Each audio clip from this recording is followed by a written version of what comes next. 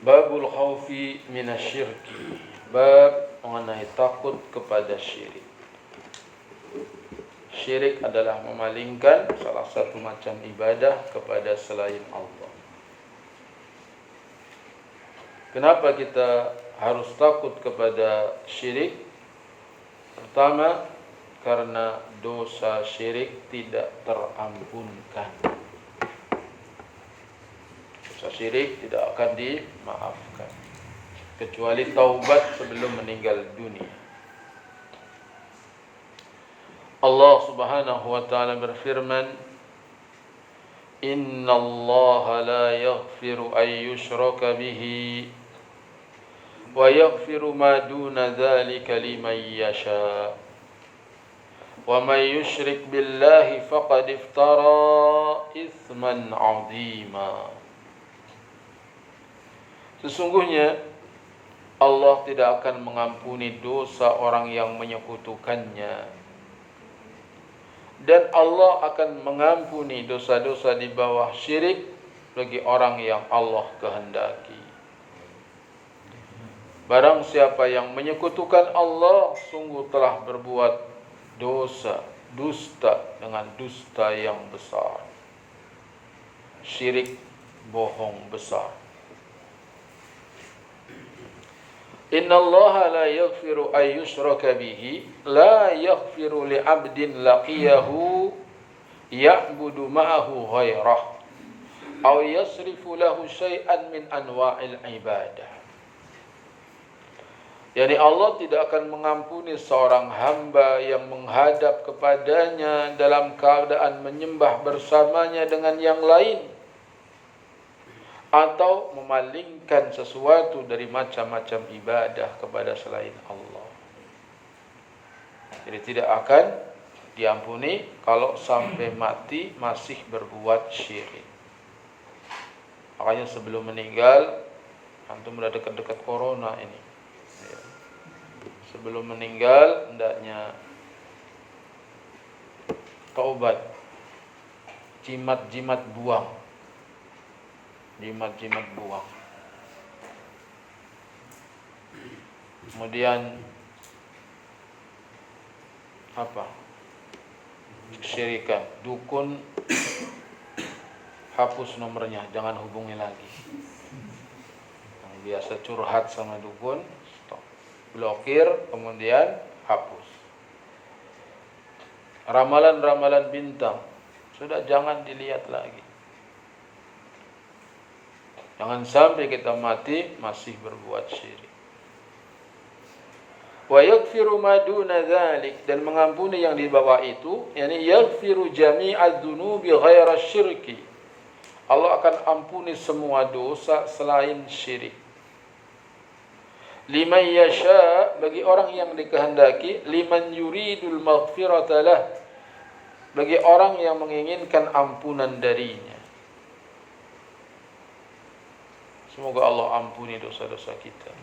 Allahumma anta rabbi la ilaha illa anta khalaqtani wa ana abduka wa ana ala ahdika wa wa'dika mastata'tu. A'udzu bika min syarri ma sana'tu. Abu'u laka bi ni'matika alayya wa abu'u bi dhanbi faghfir li fa innahu la yaghfiru dzunuba illa anta. Wa may yusyrik billah, ini wa may ya'bud ma'ahu ghairah. Barang siapa yang menyekutukan Allah, ini siapa yang beribadah bersamanya dengan Tuhan yang lain, faqad iftara, sungguh dia telah berbuat dusta, berbuat bohong. Faqad iftara itsman 'azima, dosa yang besar. Inilah kenapa dibawakan di bab takut kepada syirik, karena syirik tidak terampunkan. Lamma kana syirku huwa akhtarud dzunubi wa aqbahaha wa ashaddaha 'uqubatan. Tatkala syirik adalah yang paling berbahaya, dosa yang paling jelek dan yang paling berat akibatnya, lima fihi min tanqis li rabbil azza wa jalla, Karena di dalamnya berarti mengurangi Allah Azza wa Jalla. Allah dianggap kurang, enggak sempurna. Wa tasbihihi bi makhluqatihi. Di dalam syirik juga ada penyerupaan Allah dengan makhluknya. Kalau orang menyembah Allah, nyembah juga kuburan orang saleh, berarti dia menyamakan Allah dengan kuburan orang saleh. Pantas Allah murka. أخبر الله في هذه الآيات أنه لا يغفر لصاحب شرك مات على شركه. Maka Allah kabarkan dalam ayat yang mulia ini bahwasanya ia tidak akan mengampuni pelaku kesyirikan yang mati dalam keadaan berbuat syirik. Wa amma man mata ala tauhid, adapun orang yang mati di atas tauhid, semoga kita termasuk di dalamnya. Wa indahu ba'dhu dzunub, dan dia memiliki sebagian dosa-dosa. Fa innallaha wa'ada bil maghfirati lahu wafqa masyiatihi. Allah janjikan akan memberikan ampunan sesuai dengan kehendaknya. Orang punya dosa, semua orang punya dosa, tapi dia mati dalam keadaan bertauhid, Allah janjikan ampunan sesuai dengan yang dikehendakinya. Thumma allala adam al-maghfirati lil musyrikin. Kemudian Allah menyebutkan alasan kenapa tidak diampuni orang yang berbuat syirik. Bi annahum bi amalihim hadza qad kadzabu 'ala Allah. Bahwasanya mereka dengan perbuatannya itu telah berdusta atas nama Allah. Bi ibadatihim ma'ahu ghaira, yaitu dengan peribadatan mereka kepada selain Allah. Wartakibu dzamban kabira, dan dia telah mengerjakan dosa besar, la yusawihi dzambun, yang tidak ada dosa yang menyamainya. Jadi dosa terbesar apa? Syirik. Dosa terbesar, enggak ada yang menyamai dosa syirik. Allahumma inni a'udzubika an usyrika bika wa ana a'lam wa astaghfiruka lima la a'lam. Allahumma inni a'udzubika an usyrika bika wa ana a'lam wa astaghfiruka lima la a'lam. Allahumma inni a'udzubika an usyrika bika wa ana a'lam wa astaghfiruka lima la a'lam. Pagi sore baca itu. Ya Allah, aku berlindung kepadamu dari syirik yang aku ketahui, dan aku mohon ampun kepadamu dari syirik yang aku tidak ketahui. Al-fawaidu, faidah yang diambil, man mata ala syirkil akbar wajabat lahun nar. Barang siapa yang mati di atas syirik akbar, wajib baginya neraka. Barang siapa yang mati di atas syirkun akbar, wajib baginya neraka. Yang kedua, man mata ala tauhidi wa indahu kabair. Barang siapa yang mati di atas tauhid dan dia punya dosa-dosa besar. Dia bertauhid, ngajinya kitab tauhid, masjidnya masjid tauhid. Tapi dia punya dosa-dosa besar. Fa maghfiratu dzunubihi tahta masyiatillahi azza wa jalla, maka ampunan dosanya diserahkan kepada Allah azza wa jalla. Dia bertauhid tapi dia berzina, alhamdulillah. Dia bertauhid tapi dia makan harta anak yatim. Dia bertauhid tapi dia mengurangi takaran dan timbangan. Dosa-dosa besar. Maka terserah Allah. Kalau Allah mau ampuni, Allah ampuni. Kalau Allah mau azab, Allah akan azab. Yang ketiga, fil ayati raddun 'alal khawarijil ladzina yukaffiruna bidzunubi.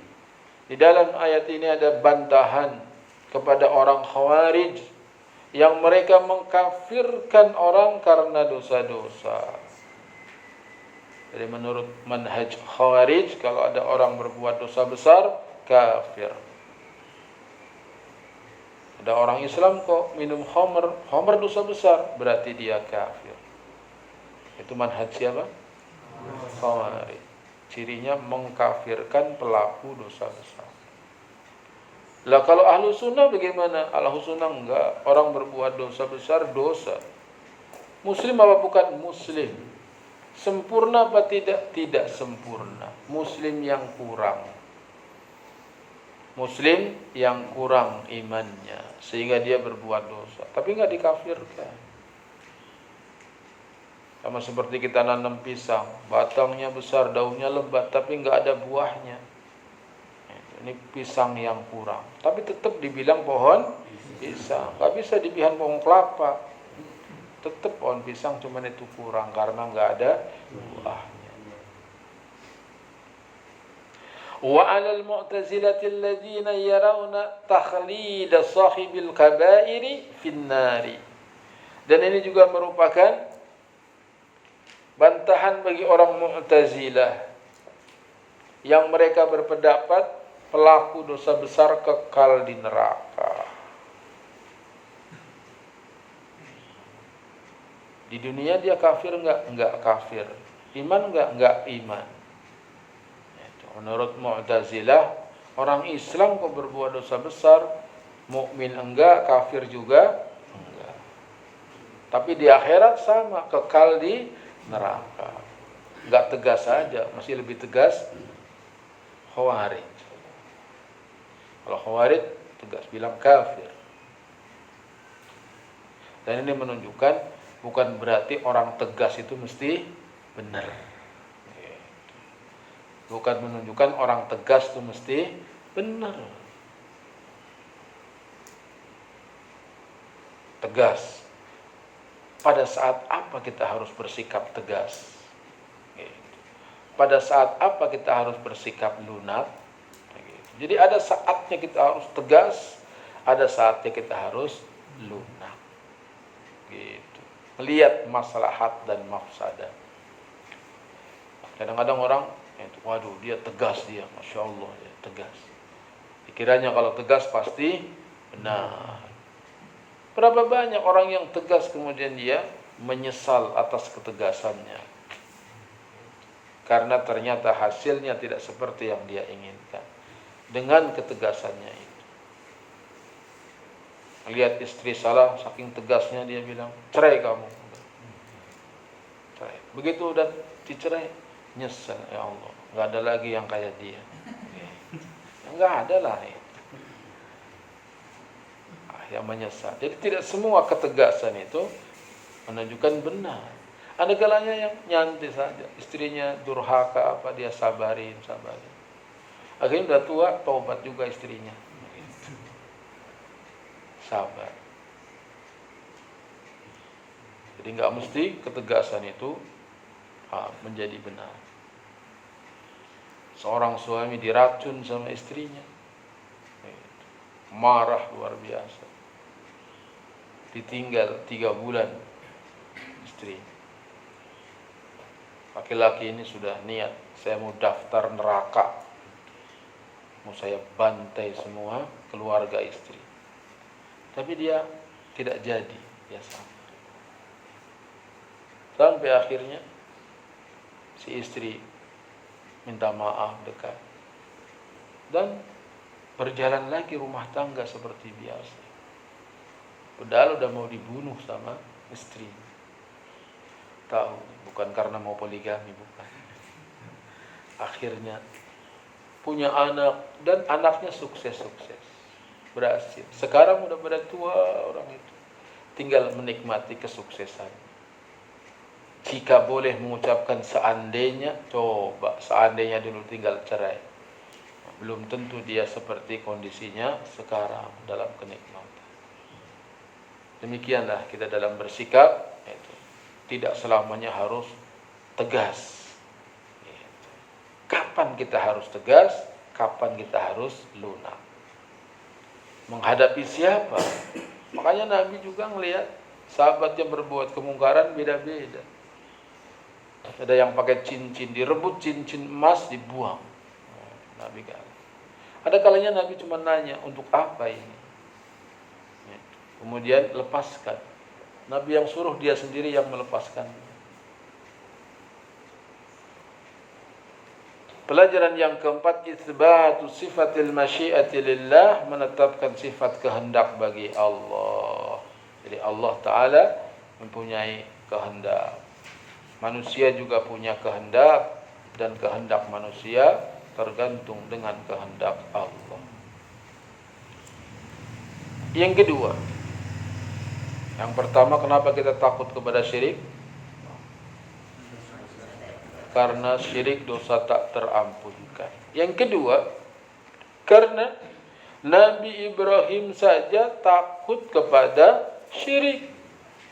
Alasan yang kedua, ikut-ikutan dong. Iya, ikut-ikutan dengan Nabi Ibrahim, namanya ittiba. Nabi Ibrahim saja yang sejak muda sudah menghancurkan patungnya Namrud, dakwahnya kepada tauhid, dia takut dengan syirik. Allah berfirman, wajnubni wa baniya an na'budal asnam, dan jauhkanlah aku beserta anak cucuku dari menyembah berhala-berhala. Nabi Ibrahim berdoa agar anaknya jangan sampai nyembah berhala. Kelengkapan ayatnya, wa idh qala Ibrahim rabbi ij'al hadzal balada amina wajnubni wa baniya an na'budal asnam. Dan ingatlah ketika Ibrahim berdoa, wahai Rabbku, jadikanlah negeri ini negeri yang aman. Negeri ini negeri apa? Aman. Negeri Mekah. Nah, itu didoakan negeri Mekah agar negeri yang aman. Dan doa Nabi Ibrahim terkabul. Dari semenjak dulu sampai sekarang belum pernah Makkah dijajah. Aman. Wajnubni wa baniya an na'budal asnam. Jauhkanlah aku dan keturunanku dari menyembah berhala-berhala. Hadal balad, negeri ini huwa Makkatul Mukarramatu. Yang dimaksud negeri ini adalah negeri Mekkah. Aminan ay mutmainnan ahlu. Aman artinya penduduknya tenang. Hanya di sana dagang saja, dengar azan, cuma ditutupin terpal, tinggal sholat, aman, nggak ada maling. Wajnubni, dan jauhkanlah aku, ay ba'idni, jauhkanlah aku. Wabaniya, dan anak keturunanku, hum abna'uhu min sulbihi wa banatuhu. Mereka itu adalah anak laki-laki dari sulbinya, juga anak-anak perempuannya. Walam yadhkuril banati lidukhulihinna taba'an. Tidak disebut anak perempuan karena masuk ke dalamnya secara pengikutan. Waqila ghaira dzalik, ada yang mengatakan yang selain itu.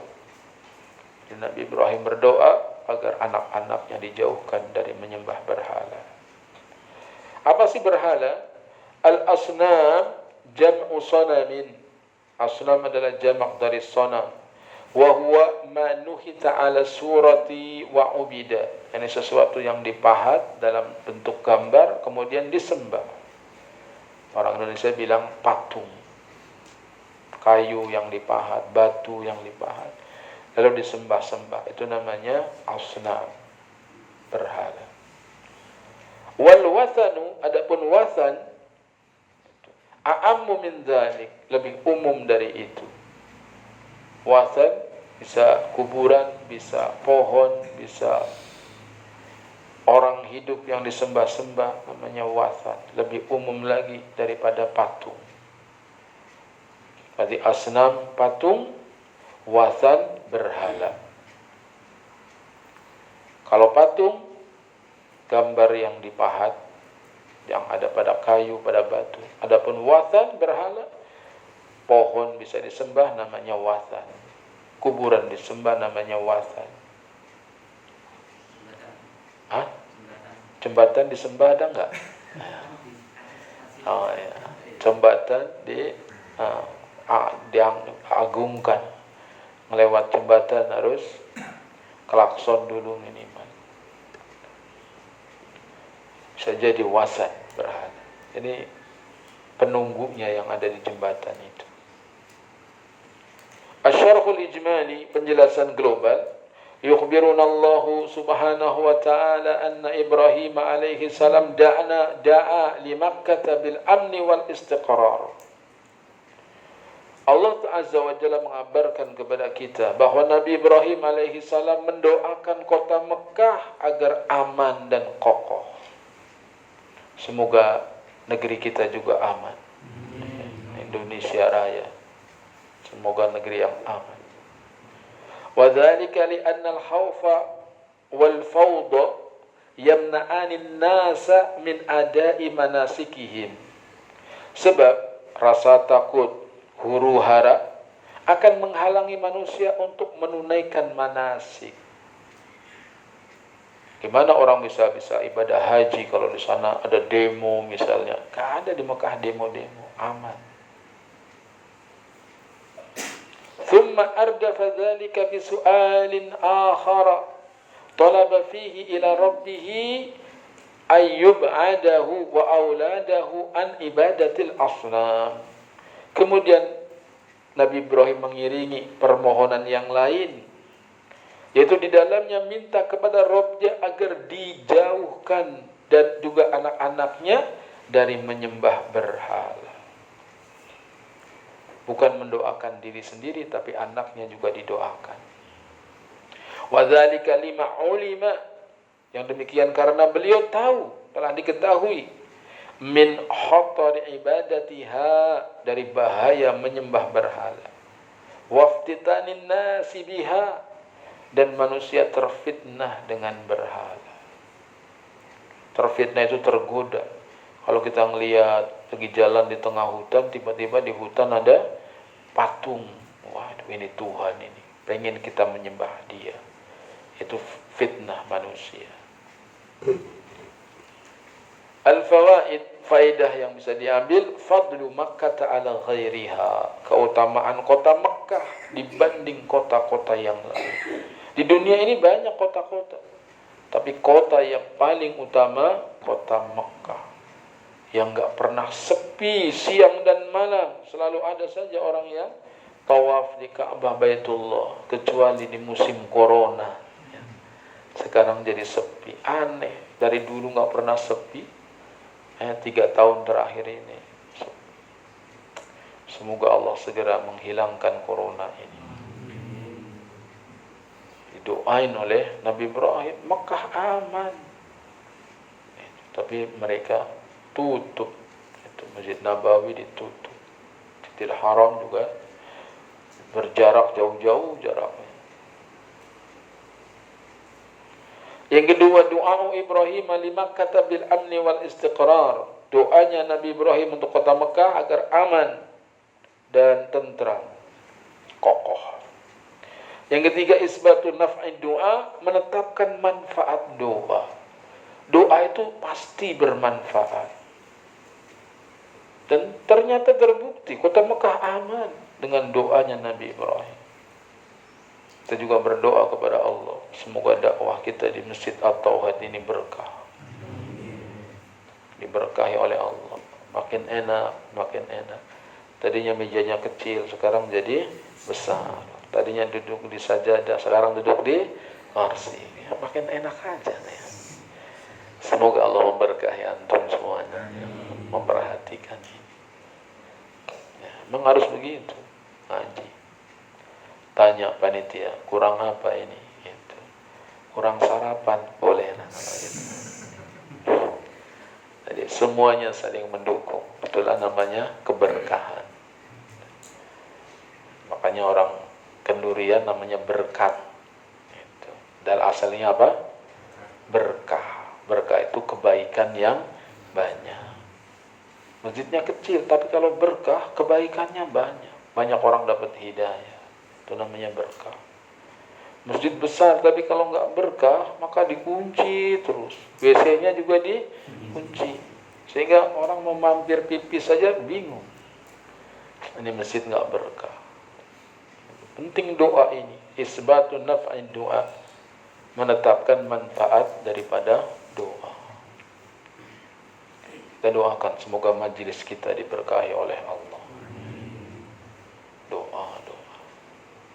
Lama-lama apa yang perlu ini? Tempat parkir. Kita bisa sewa tanah buat tempat parkir.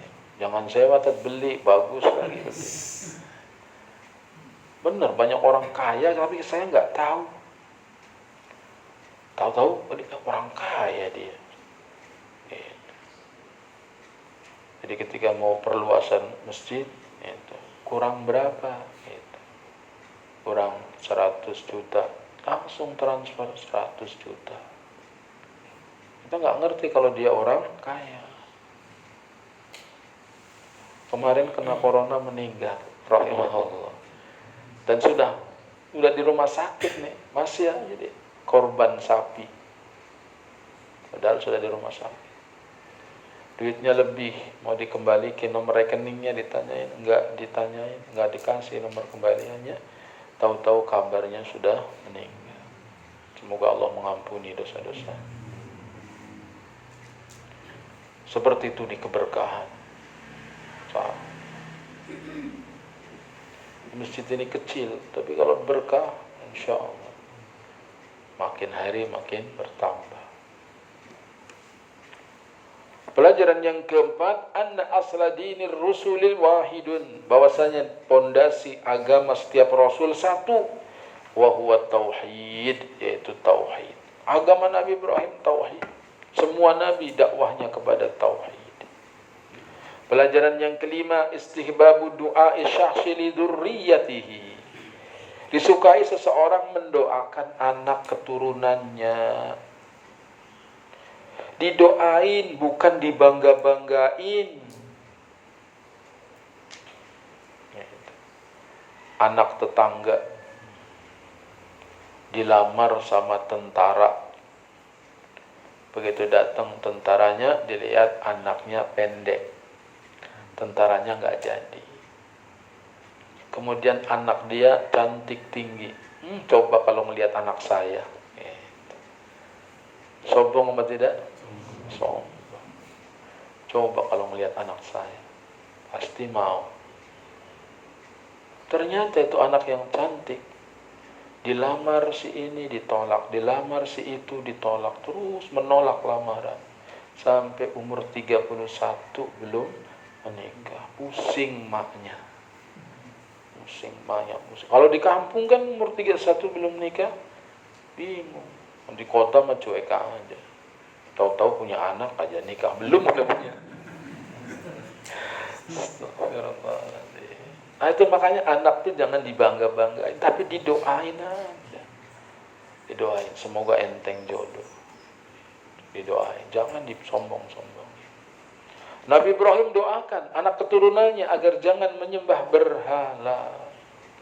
Yang terakhir, tahrimu ibadatil asnam, haram menyembah berhala. Wassallallahu ala nabiyyina Muhammadin wa ala alihi wa ashabihi ajma'in.